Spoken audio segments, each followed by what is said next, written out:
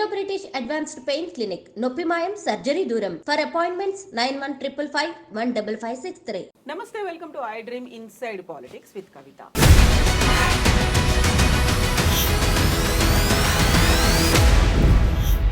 తెలంగాణ తల్లి అంటే ఒక భావన కాదు, 4 కోట్ల ప్రజల భావోద్వేగం అంటూ సీఎం రేవంత్ రెడ్డి ఈరోజు అసెంబ్లీలో ఉపన్యసించారు. ఎట్ ద సేమ్ టైం ప్రతి సంవత్సరం డిసెంబర్ 9న తెలంగాణ తల్లి అవతరణ వేడుకగా జరుపుకోవాలంటూ రాష్ట్ర ప్రభుత్వం ఒక జీవోను కూడా రిలీజ్ చేసింది. అయితే తెలంగాణ తల్లి సరికొత్త రూపురేఖలు విగ్రహం మీద ఎందుకంత వివాదం చెలరేగుతోంది. మనతో పాటుగా ఉన్నారు పొలిటికల్ అనలిస్ట్ వి ప్రకాష్ గారు. ప్రకాష్ గారు నమస్కారం అండి. ఇప్పుడు తెలంగాణ తల్లి విగ్రహ ఆవిష్కరణ అనగానే 10 ఏళ్ల పాటు కొనసాగి, అంటే తెలంగాణ ఉద్యమం అప్పటి నుంచి కూడా ఉన్నటువంటి విగ్రహాన్ని సరికొత్త విగ్రహాన్ని కంపేర్ చేస్తూ ఎందుకని అంతలా చర్చ కొనసాగుతోంది? అంటే ప్రజల మనసుల్లో ముద్రించబడ్డ భావనలు ఏవైతే ఉంటాయో వాటిని మార్చడము ప్రజలు ఇష్టపడరు. ఇప్పుడు ఉదాహరణకు ఒక చరిత్ర ఉంది మనకు. రేవంత్ రెడ్డి గారు అధికారంలోకి వచ్చినాక జయ జయ తెలంగాణను కీరవాణి గారితో గొప్పగా పాడించాడు. చాలా గొప్పగా పాడాడు కీరవాణి, ఆ మ్యూజిక్ కూడా బాగుంది. బట్ ప్రజలు రిసీవ్ చేసుకోలేదు. ఎందుకు రిసీవ్ చేసుకోలేకపోయారు అంటే ఉద్యమ కాలంలో నరనరన ఒక రిధం అనేది జీర్ణించకపోయింది. దాని రాగము, దాని రిధము అందశ్రీ అది ఇచ్చాడు ఫస్ట్. సో అదొక ఉద్వేగంతో చాలా ఎమోషనల్గా ఉంటుంది ఆ సాంగ్. ఆ సాంగ్ ప్లేస్లో కొంచెం సరళంగా కీరవాణి మ్యూజిక్ సాఫ్ట్ చేసి చేశారు. అయితే ఇప్పటికీ కూడా ఇప్పుడు వందే మాతరము ఏఆర్ రెహమాన్ కూడా మ్యూజిక్ ఇచ్చాడు. దానికి చాలా గుర్తింపు వచ్చింది దేశవ్యాప్తంగా, ప్రపంచవ్యాప్తంగా. ఏఆర్ రెహమాన్ ఆయనకు కూడా దీంతో గుర్తింపు వచ్చింది బాగా. బట్ ఎవరైనా వాడుకుంటున్నారు ఆ స్టైల్లో?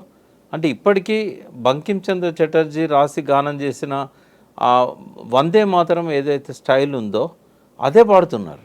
అది పాడితేనే ఒక ఉద్వేగం వస్తుంది. జనగణమన ఉంది, జాతీయ గీతం. అది స్టైల్ మారిందా? మారలే కదా. వావిలాల గోపాలకృష్ణ గారు ఉన్నప్పుడు ఒకసారి అన్నాడు, ఇట్లా పిచ్చిగా ఇట్లా మార్చి చేయకూడదు. ఒక సినిమాలో కూడా వందే మాతర గీతం తరం మారుతున్నది, స్వరం మారుతున్నది, ఆ తరం మారుతున్నది, స్వరం మారుతున్నది అని వందే మాతరం శ్రీనివాస్ గారు ఏదో పాడినట్టున్నారు. సో ఇవి మార్చకూడదమ్మా. ఇవి చరిత్రలో ఉద్యమాలలో స్థిరపడ్డాయి, తరతరాల ప్రజల మనసుల్లో చెరగని ముద్ర వేసి ఒక జ్ఞాపకాలుగా మిగిలిపోయినవి. అవి వాటిని మారిస్తే అవి జీవోల రూపంలోనే ఉంటాయి తప్ప అవి ప్రజల నాలుకల మీద అవి రావు. అవి అట్లాగే ఏదైతే ఆ జాతీయ గీతానికి, అంటే మన తెలంగాణ జాతీయ గీతానికి ఏ పరిస్థితి అయితే వచ్చిందో రేపు ఈ తెలంగాణ తల్లికి కూడా అదే పరిస్థితి వస్తుంది. ఇప్పుడు ప్రజలు అక్కడ చాలా గ్రామాలలో కిరీటంతో ఉన్న పాత విగ్రహాలే ఉన్నాయి. దాదాపు సగం తెలంగాణ గ్రామాల్లో ఉంటాయి. అవి ఎవరు టీఆర్ఎస్ పెట్టిన విగ్రహాలు కాదు. చాలా వరకు ఎక్కడికక్కడ యూత్ డబ్బులు వేసుకొని, చందాలు వేసుకొని కట్టుకున్నాయి. అవి అందరికి అందుబాటులో ఉండాలని చెప్పి రేట్ ఫిక్స్ చేశారు అప్పుడు కేసీఆర్ గారు. పసనూరు దయాకర్ గారికే ఆర్డర్ ఇవ్వండి, 42,000 కంటే ఎక్కువ ఉండకూడదని దయాకర్కు చెప్పాడు. ఎందుకంటే ఇంట్లో నువ్వు లాభం చూడకు, నీ శ్రమ ఎంత ఉంటుందో అంత తీసుకో అని చెప్తే 42,000 ఫిక్స్ చేశారు అప్పుడు. అది ఆ 42,000 కొంతమంది ఎక్కువ హైట్ పెట్టాలని, మ్యాక్సిమం 1 lakh కంటే ఎక్కువ ఖర్చు పెట్టకండి వీటి మీద అని కూడా చెప్పాడు. చెప్పి అప్పుడు అట్లా అందరూ కార్యకర్తలు, టీఆర్ఎస్ కార్యకర్తలు, కింది స్థాయి గ్రామాలలో ఉండే సర్పంచ్లు ఇట్లాంటి వాళ్ళంతా చేసుకున్నారు. ఎక్కడ కూడా పార్టీ తరఫున అఫీషియల్గా రూపాయి ఇచ్చింది లేదు. మరి వాళ్ళ అంటే కేవలం టీఆర్ఎస్ కార్యకర్తలే కాక జేఏసీకి సంబంధించిన వాళ్ళు కూడా చాలా దిక్కులో పెట్టుకున్నారు. జేఏసీలో అన్ని సబ్బండ వర్గాలు ఉన్నాయి కాబట్టి వాటిని ఆ రూపాన్ని మార్చాలనడం వల్ల అది ప్రజల మనసుల్లో మళ్ళీ ముద్రించబడదు. అది ఇప్పుడు బయట పెట్టవచ్చు ఇట్లాంటి విగ్రహాలను, కానీ క్లాష్ వస్తుంది అక్కడ. ఆ విగ్రహం ఉంటుంది, ఈ విగ్రహం ఉంటుంది. ఎవరి విగ్రహానికి దండేస్తారు, ఎవరిని ఎక్కువగా అంటే మనసులో ఒకసారి ఒక దేవతా రూపంగా తెలంగాణ తల్లి ఉన్న తర్వాత మళ్ళీ దీని దగ్గరికి పోయి వాళ్ళు చేస్తారా, ప్రే చేస్తారా, లేకుంటే నివాళులు అర్పిస్తారా, జయ జయ తెలంగాణ పాట ఇక్కడ పోయి పాడతారా? రెండవది ఏంటంటే తెలంగాణ తల్లి అని చెప్పడానికి ఇందాక అసెంబ్లీలో కూడా రేవంత్ రెడ్డి గారు ముఖ్యమంత్రి హోదాలో ప్రకటన చేసినప్పుడు నేను చూశాను. తెలంగాణ అస్తిత్వ ప్రతీక అన్నాడు. రేవంత్ రెడ్డి గారు నేను అడుగుతున్నా, అందులో తెలంగాణ అస్తిత్వ ప్రతీకగా ఏమున్నది? కింద నుంచి చూద్దాం మనం. కింద పిడికిళ్ళు ఉన్నాయి. పిడికిళ్ళు చాలా ఉద్యమాలలో ఉంటాయి. దాని సింబల్కు ఎక్కువ పాపులర్ చేసింది పీడిఎస్యు. బిగించిన పిడికిలి పీడిఎస్ చిహ్నము అని ఒక పెద్ద పాట ఉంది. అంటే ఆ పిడికిలి చిహ్నాన్ని వాళ్ళు పాపులర్ చేశారు. కమ్యూనిస్టులు పిడికిల్ని ఓన్ చేసుకుంటారు. తెలంగాణ వాదులు కూడా పిడికిలు ఎత్తారు. ఉద్యమానికి అది ఒక సంకేతం. అది భారతదేశంలో అన్ని రాష్ట్రాల్లో కూడా పిడికిలి అనేది ఉద్యమానికి సంకేతం. తెలంగాణ ప్రత్యేకత ఏమున్నది? బ్లూ కలర్లో పెట్టారు, కృష్ణా గోదావరి జిల్లాలో అని. అన్ని నదులు బ్లూ కలర్ ఉంటాయి. అన్ని రాష్ట్రాల్లో బ్లూ కలర్ని ప్రతీకగా వాడతారు. నీకు ఏం ప్రతీక ఏది? తర్వాత చీరే, పచ్చడి గ్రీన్ కలర్ చీర. ఎవరైనా సస్యశ్యామలంగా ఉండాలనుకుంటారు. సరే, అక్కడ పింక్ ఉండొచ్చు, రెడ్ ఉండొచ్చు, ఇప్పుడు గ్రీన్ పెట్టవచ్చు. అందులో ప్రత్యేకత ఏం లేదు. ఆ తెలంగాణ ప్రత్యేకత అసలే కాదు. జరీ అంచు కానీ ఇది కానీ. తర్వాత ఆమె చేతుల్లో ఉండాల్సినవి ఒకటేమో ఈ సజ్జలు కానీ, తర్వాత జొన్నలు కానీ, వరి కానీ, ఇవి అన్ని రాష్ట్రాల్లో పండుతాయి. మహారాష్ట్రలో ఇంకెక్కువ పండుతాయి మనకంటే. మరి దేని ప్రతీక అది? అంటే తెలంగాణకు ప్రత్యేకంగా ఏదన్నా ఉందా? కేవలం తెలంగాణ ప్రత్యేకత బతుకమ్మలో వచ్చేది. ఆ బతుకమ్మ తీసేశారు. ఎందుకు అంటే తల్లికి 2 చేతులే పెడతారు. ఒకటి వాళ్ళ పార్టీ గుర్తు ఇట్లా హస్తమని పెట్టారు. మీద భిన్నాభిప్రాయాలు ఉంటాయి. అంటే ఆశీర్వదించేటప్పుడు కూడా ఇట్లనే పెడతారు. ఆశీర్వదిస్తాను తల్లి అని అంటారు. ఇప్పుడు ఆ ఒక్క ప్లేస్లో కనుక బతుకమ్మను పెట్టి ఉంటే అట్లే, ఒక చేతిలో బతుకమ్మ, ఒక చేతిలో ఇవి, డెఫినెట్గా తెలంగాణ అస్తిత్వ ప్రతీకగా ఉండేది. కిరీటం లేకపోయినా కూడా పెద్దగా క్రిటిసైజ్ చేసేవాళ్ళు కాదు. బట్ ఆ బతుకమ్మను తీసేశారు. ఆ ఒంటి మీద ఉన్న నగలు లేటెస్ట్ నగలు అవి. కేసీఆర్ గారి మనసులో ఉన్న అప్పటి తెలంగాణ తల్లి విగ్రహానికి ఆయన పెట్టింది ఏంటంటే వెనకటి రోజులలో కంటెతో పాటు ఇది ఉంది కదా మన గొలుసు, అది లాంగ్ చైన్ పాత పద్ధతి అది. తర్వాత సరే కంటె మంచిదే, కంటె ఒక్క మన దగ్గరనే పెట్టుకుంటారా? ఏ గ్రామీణ ప్రాంతానికి పోయినా కూడా అది ప్రిమిటివ్ సమాజం నుంచి ఈ మోడర్న్ సమాజానికి మారుతున్న క్రమంలో అప్పుడు అందరికీ కంటెలే ఉండేది. దాన్ని ఇప్పుడు చోకర్గా మార్చుకున్నారు. అంటే ఈ చెవులకు దుద్దులు కానీ ఏది కానీ ఇది ప్రత్యేకంగా తెలంగాణలోనే ఉండే లక్షణం కాదు అనేది నేను చెప్పదలుచుకున్నా. అంటే తెలంగాణ అస్తిత్వ ప్రతీక అని చెప్పడానికి ఏ ఆధారం లేదాడ. అది ఏ రాష్ట్రంలో ఈ బొమ్మను పెడితే ఆ రాష్ట్రం తల్లి అయిపోతుంది ఆమె, అంతే కదా. తర్వాత ఒక తల్లి విగ్రహానికి ఉద్యమానికి పోయే విధంగా ఉన్న కొంగు నడుముకు చుట్టడం ఎందుకు? ఇప్పుడు కొంగు నడుముకు చుట్టమే చెల్లమ్మ కొడవళ్ళు చేపట్టవే అనే ఒక పాట ఉంది. ఈ కొంగు నడుముకి ఎందుకు చుట్టాలి? అంటే ఉద్యమానికి పోతుందా తెలంగాణ తల్లి? ఆల్రెడీ ఉద్యమ ప్రేరణగా నిలిచింది, ఉద్వేగంగా ఉన్న వాళ్ళకు ఒక ఆదర్శంగా, ఒక భావనగా నిలిచింది. ఆమెకు ఎందుకు కొంగు నడుము చుట్టాలి? సో మన ఇంట్లో ఉన్నటువంటి తల్లి చెల్లి లాగా మన పక్కింటి వాళ్ళు ఉన్నట్టుగా, ఎవరైతే పొలం పనులకు వెళ్తుంటారో వాళ్ళకు ఉన్నట్టుగా అలా కొంగు చుట్టినట్టుగా ఉంది అనేటువంటి. అంటే పొలాలలో పోయినప్పుడు గోసి పెట్టుకోవడము, నాటేసేటప్పుడు చీరే బురదలో ఉంటుందని చెప్పేసి పైకి మలిచి గోసి పెడతారు. మరి తెలంగాణ తల్లికి గోసి లేదు కదా. కొంగు నడుము చుట్టినప్పుడు గోసి ఉండాలి. అంటే ఇవన్నీ ఏమంటారంటే కోతిని చేయబోతే ఇంకేదో, అదే ఏదో చేయబోతే కోతి అయిందని అంటారు, హనుమంతుని చేయబోతే కోతి అయిందని అంటారు. అంటే కేసీఆర్ గారు హార్ష్గా కామెంట్ చేశారు, మూర్ఖపు ఆలోచన అని. సరే, అది ఆయనకు ఆ స్థాయిలో ఆయన అట్లా అనడం తప్పేం లేదు. బట్ నేనైతే ఒక ఉద్యమకారునిగా ఈ విగ్రహాన్ని నేను యాక్సెప్ట్ చేయనమ్మా. ఇది ఎప్పటికీ కూడా తెలంగాణ అస్తిత్వ ప్రతీకగా ప్రజల మనసుల్లో మిగలదు. రేపు అంటే కేసీఆర్ గారు ఒకవేళ ఆనాటి తెలంగాణ తల్లి రూపాన్ని అఫీషియల్గా జీవో రూపంలో విడుదల చేసి ఉంటే, జారీ చేసి ఉంటే ఇవాళ ఈ పరిస్థితి రాకపోయేది. ఎందుకంటే ఒక అధికారిక చిహ్నంగా ఒక్కసారి రిలీజ్ అయిన తర్వాత దాన్ని మార్చాలంటే కొన్ని ఇబ్బందులు ఉంటాయి, కోర్టులు కూడా రిస్క్లోకి వస్తాయి. రెండవది ఏంటంటే అంటే తెలంగాణ జాతీయ గీతాన్ని కూడా కేసీఆర్ గారు ఆ రోజే గుర్తించి ఉంటే అది కూడా బాగుండేది. అప్పుడు ఏమైందంటే కొంచెం అందశ్రీ గారు రాసిన పాట చాలా పెద్దగా ఉంటుంది, దాన్ని సింప్లిఫై చేశాడు కేసీఆర్. ఇది తప్పేం కాదు, ఎందుకంటే వందే మాత్రం గీతం కూడా ఆనందమఠం నవలలో బంకించంద్ర చటర్జీ చాలా పెద్దగా రాశాడు ఆయన. ఎక్కువ చరణాలతో ఉంది, ఎక్కువ సంస్కృతంలో ఉంటుంది. అది సరళంగా లేదు, పాడుకోవడానికి కుదరదు అని చెప్పి ఆనాటి తిలక్ లాంటి వాళ్ళు దాన్ని సింప్లిఫై చేసి చేశారు. కేసీఆర్ గారు కూడా అట్లనే చేశారు. తర్వాత సింప్లిఫై చేసిన దానిలో కూడా కొన్ని పదాలను కేసీఆర్ గారు మార్చారు. సిరి వెలుగులు విరజిమ్మే సింగరేణి బంగారం అనువనున్న నీతను సింగారం అనేది ఏదైతే ఉన్నాయో ఇవి కొన్ని కేసీఆర్ గారు చేర్చిన పదాలు ఉన్నాయి. కేసీఆర్ గారు చేర్చిన పదాలు అందశ్రీకి ఇష్టం లేదు, అందశ్రీ పూర్తి పాట కేసీఆర్కి ఇష్టం లేదు. ఈ వివాదంలో వేరే పాటను డిక్లేర్ చేయలేదు, ఈ పాటను కాదనలేదు, ఈ పాటను అఫీషియల్గా డిక్లేర్ చేయలేదు. 10 ఏళ్ళు గడిచిపోయినాయి. సో ఆయన అప్పుడే కనుక దీన్ని పాడించి రికార్డ్ చేసి దీన్నే అఫీషియల్గా జాతీయ గీతంగా ప్రకటించుంటే రేవంత్ రెడ్డికి అవకాశం రాకపోయేది. ఈ రెండు కేసీఆర్ చేయలేని. ఇప్పటికి కూడా అమరవీరుల స్తూపం ఇప్పటికీ ఇనాగ్రేషన్ నోచుకోలే, అది ప్రజలే దాన్ని ఓన్ చేసుకున్నారు. దానికి కూడా ఒక అఫీషియల్గా జీవో రావాల్సి ఉన్నది. కాకుంటే ఎక్కా యాదగిరిరావు గారు ఆ స్తూపం చేసిన వారికి ఆ గవర్నమెంట్ డబ్బులు ఇవ్వలేదు, బ్రహ్మానంద రెడ్డి గవర్నమెంట్, తర్వాత పివి నరసింహారావు గవర్నమెంట్. అప్పుడు పివి నరసింహారావు గవర్నమెంట్ డబ్బులు ఇవ్వలేదు, తర్వాత వచ్చిన వెంగళరావు గవర్నమెంట్ డబ్బులు ఇవ్వలేదు. పాపం సొంత డబ్బులతోని నిర్మించుకున్నాడు ఆయన. ఒక ఫస్ట్ ఇన్స్టాల్మెంట్ ఏదో కొద్దిగా ఇచ్చారు జిహెచ్ఎంసీ వాళ్ళు. ఆయన ఇప్పటికి ఒకటే అడుగుతాడు, నాకు డబ్బులు ఇవ్వకపోయినా పర్వాలేదు, ఉన్నాడు, బతికే ఉన్నాడు, ఆ కనీసం నేను చనిపోయే లోపల దాన్ని ఇనాగ్రేట్ చేయండి. 10 సంవత్సరాలు టీఆర్ఎస్ నాయకులకు చెప్పాడు, కేసీఆర్ గారికి చెప్పాడు, కానీ అది నోచుకోలేదు. నేను రేవంత్ రెడ్డి గారిని రిక్వెస్ట్ చేస్తున్నా, దాని రూపాన్ని మార్చకుండా, దాన్ని ఏం ముట్టుకోకుండా ఒకరోజు పోయి అఫీషియల్గా దాన్ని జీవో ద్వారా రికగ్నైజ్ చేయండి. ఇప్పటివరకు ఆయన ఎప్పుడు నాకు అమరవీరుల స్తూపం దగ్గర అమరులకు నివాళులు అర్పిస్తున్న ఫోటో కూడా నాకు దొరకలేదు. తప్పుంటే కరెక్ట్ చేయండి.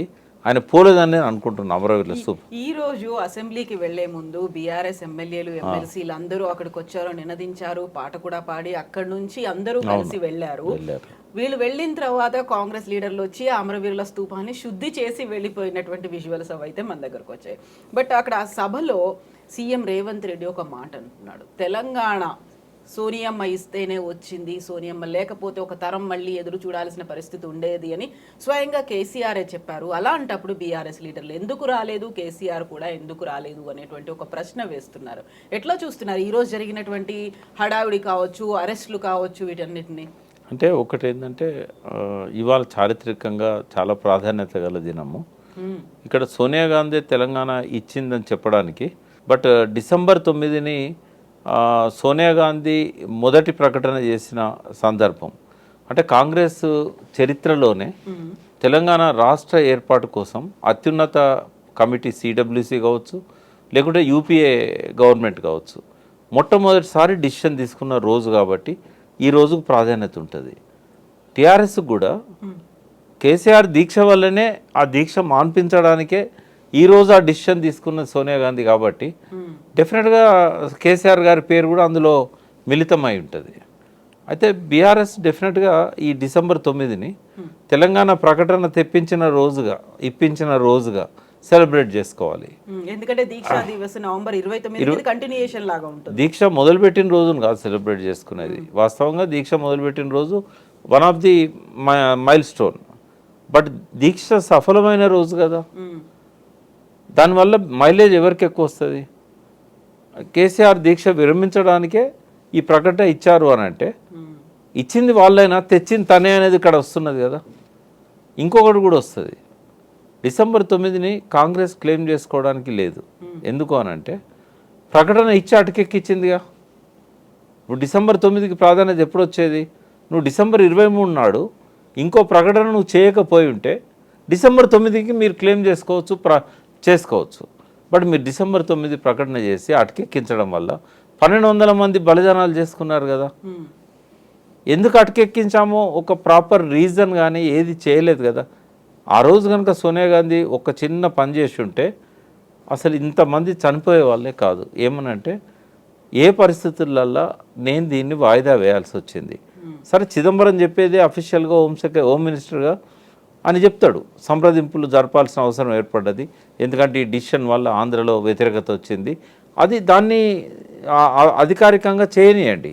బట్ సోనియా గాంధీ తెలంగాణకు వచ్చి ఉద్యమ నాయకులను, కార్యకర్తలని, కాంగ్రెస్ నాయకులను అందరిని పిలుచుకొని ఆన్ ది రికార్డు కావచ్చు, ఆఫ్ ది రికార్డు కావచ్చు, లగడపాటి వీళ్ళంతా కూడా రాజీనామా చేస్తే నా గవర్నమెంట్ కూలిపోతుంది, నా గవర్నమెంట్ కూలిపోయాక నేను ఇచ్చిన నిర్ణయాన్ని అమలు చేయలేను, కాబట్టి నా నిర్ణయాన్ని అమలు చేయాలంటే నాకు ఒక అనువైన సమయం రావాలి, నా ప్రభుత్వాన్ని కాపాడుకోవాలి కదా ముందు మీకు ఇచ్చిన ఈ అమలు చేయాలంటే. ఇది అర్థం చేయించుంటే ఎవరు ఆవేశంతో ఎమోషనల్ అయ్యి సోనియా గాంధీని తిడుతూ లెటర్స్ పెట్టేవాళ్ళు కాదు, కాంగ్రెస్ను తప్పుపట్టేవాళ్ళు కాదు. ఈ కాలయాపన కోసమే నేను ఈ శ్రీకృష్ణ కమిటీ వేశాను. శ్రీకృష్ణ కమిటీ కూడా తెలంగాణకు రికమెండ్ చేస్తుంది, మీరేమీ ఆందోళనకు గురి కావద్దు అని చెప్పుంటే జయశంకర్ లాంటి వాళ్ళకి క్యాన్సర్ వచ్చేది కాదు. అని ఎంత మదనపడ్డాడు, 5 రోజులు అన్నం తినలేదు, ఎవరితో మాట్లాడలేదు. ఎప్పుడైతే డిసెంబర్ 23 ప్రకటన వచ్చిందో, అంటే ఆయన చేతులతో రాసిన ప్రకటన డిసెంబర్ 9. అంటే విపరీతమైన మానసిక ఒత్తిడికి గురై ఆ స్ట్రెస్ వల్ల ఆయన క్యాన్సర్ వచ్చింది. అంటే ఇట్లాంటివన్నీ అనర్థాలు జరిగాయే కాదు. మరి ఈ తప్పు కూడా సోనియా గాంధీ మోయాలి కదా, 1200 మంది బలిదానాలకు తనే కారణం కదా. ఆ మాటకు వస్తే కాంగ్రెస్ క్రియేట్ చేయాలనుకుంటే 56 నుంచి ఇప్పటిదాకా కాంగ్రెస్ ఏం చేసింది అనేది కూడా చర్చనీయాంశం అవుతుంది. అందుకని తెలంగాణ ప్రజలు కూడా కేసీఆర్ని ఎందుకు ముఖ్యమంత్రిగా ఫస్ట్ టర్మ్ గెలిపించారంటే కాంగ్రెస్ వెనకాల చాలా చరిత్ర ఉంది, అదంతా తెలంగాణ వ్యతిరేక చరిత్ర కాబట్టే వాళ్ళు ఆ క్రెడిట్ ఆమెకి ఇవ్వలేదు, ఆ క్రెడిట్ కేసీఆర్కి ఇచ్చారు. అయితే ఇప్పుడు ఏంటంటే ఇవాళ ఈ పరిణామాలన్నీ కూడా కొన్ని అయితే నాకు నచ్చలేదమ్మా. నంబర్ 1 ఏంటంటే ఇటువంటి ఒక మంచి చారిత్రక దినం, మంచి అకేషన్, ఈరోజు టీషర్ట్స్ వేసుకొని వాటి మీద అదాని రేవంత్ రెడ్డి బొమ్మలు పెట్టుకొని పోవాల్సిన అవసరం లేకుండే. అది ఇష్యూయే. అదాని రేవంత్ రెడ్డి స్నేహం అనేది తెలంగాణకు మంచిది కాదనేది ఏదైతే ఎక్స్పోజ్ చేయాలనుకున్నారో బీఆర్ఎస్ 100% అది చేయాల్సిందే. కానీ ఈ అకేషన్ ఎంచుకోవడం అనేది కరెక్ట్ కాదు.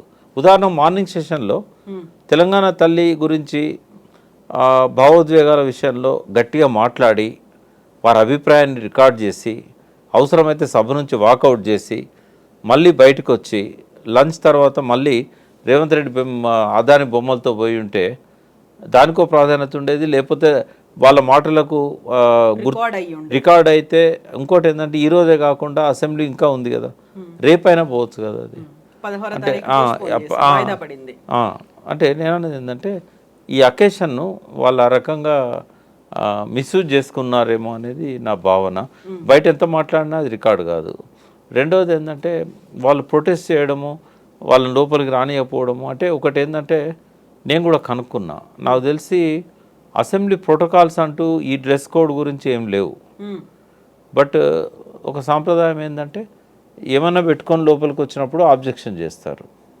ఈ అదాని రేవంత్ రెడ్డి బొమ్మలు వేసుకో, ఒకవేళ నిజంగానే టీషర్ట్స్ మీద పోయి ఉంటే నాకు తెలిసి రూలింగ్స్ అయితే ఏమున్నట్లేవు, ఏది టీషర్ట్స్ మీద లోపలికి రావద్దు. ఎందుకంటే చాలాసార్లు చాలామంది ఎమ్మెల్యేలు టీషర్ట్స్ మీద లోపలి పోయారు.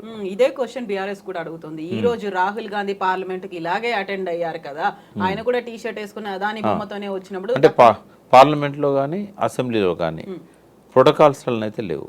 బట్ స్పీకర్స్ ఎప్పుడైనా రూలింగ్ ఇచ్చుంటే అది డెఫినెట్గా అనివార్యత అవుతుంది. ఇప్పుడు రాహుల్ గాంధీని అక్కడ పార్లమెంట్లో అలౌ చేసినప్పుడు ఇక్కడ వీళ్ళని కూడా అలౌ చేయాలి. కాబట్టి అది గవర్నమెంట్ తప్పుడు నిర్ణయంగానే భావించాలి. వీళ్ళని లోపలికి రానియకపోవడం అనేది ఆక్షేపణీయం. వీళ్ళు కూడా ఈ సందర్భాన్ని ఉపయోగించుకోకపోయి ఉంటే ఇంకా బాగుండేది. ఎందుకంటే తెలంగాణ తల్లి మీద వాళ్ళ నిరసనను అసెంబ్లీ సాక్షిగా లోపల చేస్తుంటే చాలా మైలేజ్ వచ్చేది, తెలంగాణ ఉద్యమకారుల మనోభావాల మీద ఒక పాజిటివ్ ఎఫెక్ట్ ఉండేది.